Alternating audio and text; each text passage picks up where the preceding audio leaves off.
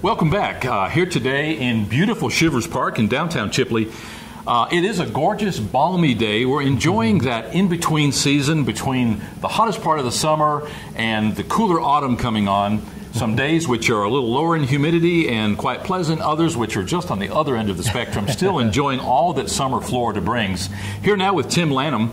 Tim is the president of the local Beekeepers Association, and we have a very prestigious event coming up. For the first time in several years, we have the Florida Convention of Beekeepers happening right here at the Ag Center at the end of October, beginning of November.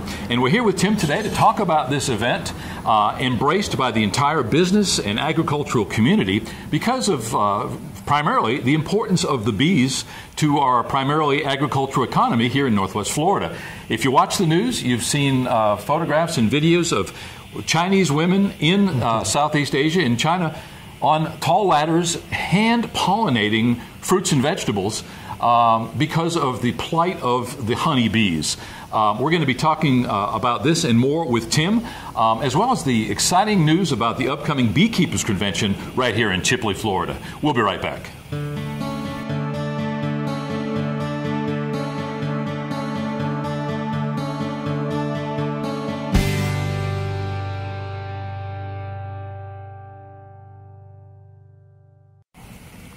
Welcome back. As mentioned, our guest today is Tim Lanham, local president of the, is it the Panhandle Beekeepers Association? Central Panhandle Beekeepers Association. Let's start at the beginning, Tim. For those of our viewers who are unfamiliar with bees, all they know is that several times in their lifetime they get a sting. Right. It's not necessarily a pleasant experience, relatively minor impact on their lifestyle, but nonetheless, there is a mystique, there is an aura, there are lots of myths and misinformation associated with bees. Absolutely. Let's talk a little bit about bees. First of all, talk about Tim Lanham. How did you get involved? And certainly, did you miss a meeting and were elected president? How did you get into this situation? That's pretty much how that works. You show up late and you're the president. No, they had a Panhandle, Beekeeping in the Panhandle, put on by IFAS Extension Office, which every year puts on a wonderful beekeeping program. If you're new to beekeeping, even if you've been in it a few years, there's a great amount of information there. They put one on, the first one actually in the winter of 2010. And out of that came the Central Panhandle Beekeepers Association.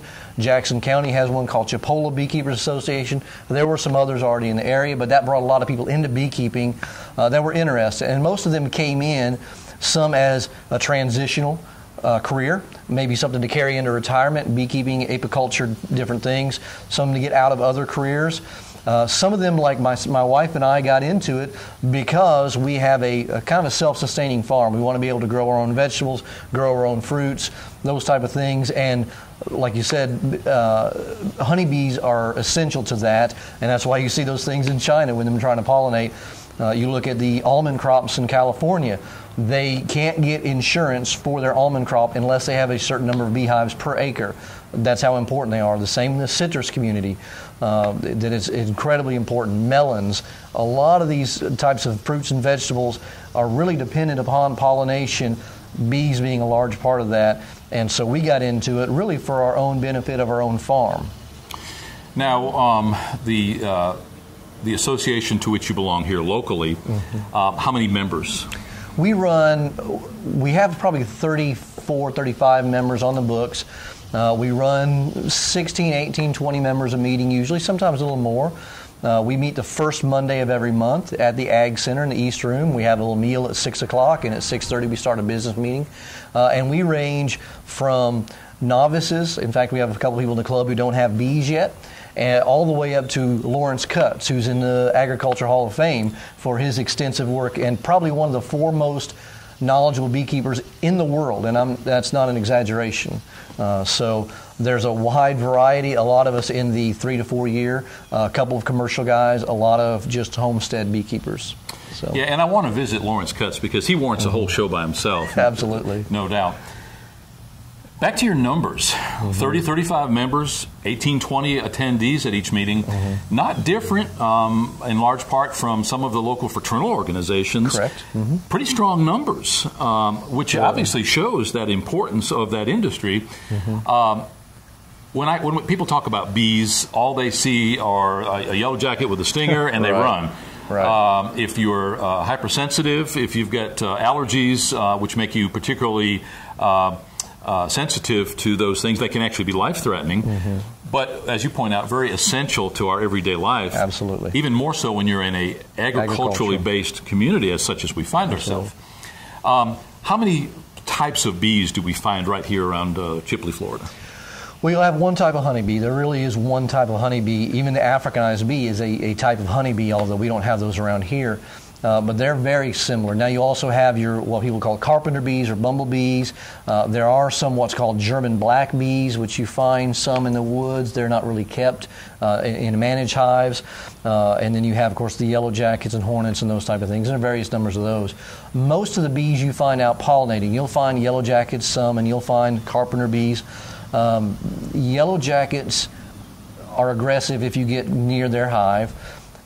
Honeybees are really only aggressive if you get in touch with them, try to hold them, or get into their hive. German black bees are the same way. Bumblebees, really not all aggressive. So people have this stigma of Africanized bees, and certainly they exist, but even Africanized bees don't just fly around through the woods trying to find somebody to sting. It's when people get into their nest that they get stung. So there's a great amount of stigma, a great amount of misinformation regarding that. Certainly you want to be careful around bees, and some people are allergic to beekeeping. Oddly enough, a lot of beekeepers are allergic to bees. Wow. But in learning how to keep them, like any livestock, the more comfortable you become around the livestock, the less you agitate them, the less aggressive they are. And it's the same with bees. And so you'll find a fair number of beekeepers who are allergic to it. It's just knowing how to handle them and be careful with them. And by any means, if you're allergic, just be careful and call the extension office if you're concerned. In fact, I got a call yesterday from Gadsden County. Someone had bees in their wall, and they will do that. Yellow jackets, some honeybees, quite a bit. They'll find an empty spot in the wall, and that's where they'll begin to make a hive. And so they called and asked for advice, and we could speak to them and give them some help in that regard. If there's a question, call the extension office. That's the best place to get a start. Now, the carpenter bees, I live in a wood house, a cedar-sided house, Right. And we've got these holes everywhere. And at certain times of the year, we have a buzzing going on that sounds like an alarm clock somewhere going Right. off. Exactly. And these bees are eating our home, and there is no good remedy, as we've found out. You can trap them, you can plug the holes, but they're going to just start another hole. Right. So, but aside from them, typically would it be fair to say that the bees in general are good and not necessarily destructive? Correct. Yellow jackets, of course, are angry. They're ornery. And so I don't tolerate yellow jackets around. But bees in general, even carpenter bees, if you can keep them out of your house, which is difficult, I understand, but even they're not, other than that, harmful. So bees in general, it's kind of like a lot of other things. We try to over-control nature and push it out of balance. So really, if you've got bees working your rosemary bush outside or a popcorn tree in your yard or whatever the case might be, if you leave them alone, generally speaking, you're okay. A lot of folks are worried about their kids, and I can understand that, but if their kids will stay out of where the buzzing is, they're generally safe. So generally speaking, you're correct. The bees aren't at all detrimental and very helpful through our community. We mentioned Lawrence Cutts. Lawrence is the dad of a friend of mine, Jan Page, here in Chipley, longtime Chipley residents. And Lawrence being, as you point out, world-renowned Absolutely. For his beekeeping efforts. He's even written a song about bees, and he's won awards for all sorts of things. Talk a little bit about Lawrence. Lawrence is just a prince of a guy to begin with. He just has a care for community and a care for people. And, above everything else, above his skill set and his knowledge, his willingness to share that knowledge and care for people is really what impresses me most. It's interesting. I met Lawrence Cutts the first time, and somebody told me he's a really special beekeeper. And I said, oh, okay. here Lawrence is, and just doesn't try to impress anyone. Doesn't, he doesn't put on airs. Very humble man. And then you begin to realize who he is, and he really is one of the foremost beekeepers in the world.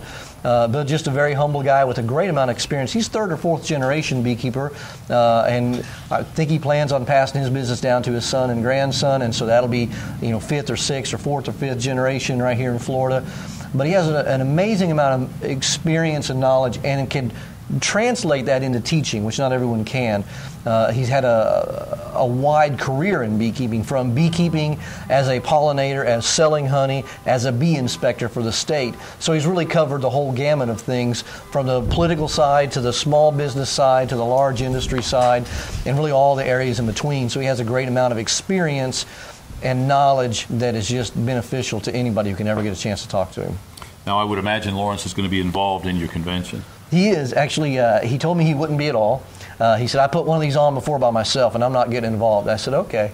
And he's going to be our auctioneer. We have an auction that raises money for the Honey Queen program, and so he'll be the auctioneer for that, and he'll be around, and we've got some advice from him, as always. We're going to try to get him to sing. If you ever get a chance to meet Lawrence, try to get him to sing. He's won a lot of awards, none of them for his singing, but it's wonderful anyway. He's knowledgeable, be involved for sure, absolutely. The upcoming convention, that's really what we're here to talk about. It's a huge undertaking on your part, but it's a great opportunity to welcome from all over the state, and probably from other parts of the country as well, people here to what we call the real Florida. Tell us when it's happening, and in broad strokes, what the convention is all about. Well, it's going to start the 31st of October, and it's a Thursday. And actually, it's 3 separate events tied together. We were able to do that this year. Normally, they have a couple events tied together, but we were able to tie a third one this year. It starts out Thursday with a Master Beekeeper program, which is essentially very much like the Master Gardener program. It's about a 5-year program to work your way through, where you become a recognized local expert in beekeeping. And it involves some classes and tests and community service work and all those type of things. That program will be on Thursday. Thursday evening, we're going to have a social fish fry for folks coming in town, get a chance to come in and meet each other and talk and to do some things and talk about the future of our association as well, do different things like that. Friday will be an educational event all day. And Thursday, if you want to get involved in the Master Beekeeper, stock the Extension office. Any of the rest of it, you can get the registration online. But Friday is a convention. The convention is open to anyone. There is a charge, depending on what parts of it you want to attend. Because we bring speakers in, we're bringing in Jamie Ellis from University of Florida, and he's actually leaving, apparently, the University of Florida to go to South Carolina, I believe. But he's an incredibly intelligent man, young man on beekeeping, and he's a wonderful speaker. And so he's going to be there, and some other speakers, and we're going to have a lot of educational stuff all day that day, a business meeting that, of course, is for the association members. You can come and sit if you'd like to. You can't vote if you want to. And if you're interested in beekeeping and joining the association, I encourage you to come watch the business meeting. And that evening will be a banquet. There's a honey show during the day. The honey show isn't just about honey. It's almost like a local county fair in which you'll have crafts and those type of things around honey, and honey show and judging, and some different things regarding that. And those awards and other things will be that night, a meal served. And, of course, you can attend that or skip that, and, depending on what you want to pay for, what you want to be there for. And then Saturday is actually a program, Beekeeper Day, Field Day in the bee yard with the IFAS. They're putting that on. IFAS Extension is putting that on. Actually, Gulf County kind of headed it up, and they're doing it up here because it's a very central location, and that's one of the reasons we were able to bring this in and put it here with it. Again, a lot of educational programs that day. Actually, open hive demonstrations. So if you've never been around bees, it's a chance to put on a suit, stand next to an active beehive, and see what you think. So a lot of good stuff those 3 days. Yeah, and wow, I thought I knew a little bit about what was going on, and literally that's all that I did know, because there is so much more than just what we were calling the convention. Typically, where is this convention held each year? They have moved it around the state some. The last several years have been in South Florida. In fact, the last have been in Tampa, which is just a little bit city for beekeeping. Now, there are beekeepers in the city, don't get me wrong, but it's, in fact, this year we're calling it Heading Back to the Country because it is coming back to a really rural agriculture area, and that's one of the reasons we wanted to bring it back this way. And so it's been in South Florida a lot of years. A lot of commercial guys live down there because they're closer to the orchards and stuff, and so jump in early in the year and get on some of those orchards on their pollination before they go other parts of the country. But it has been up here before, but it's been a long time, so we're glad to bring it back here. Absolutely.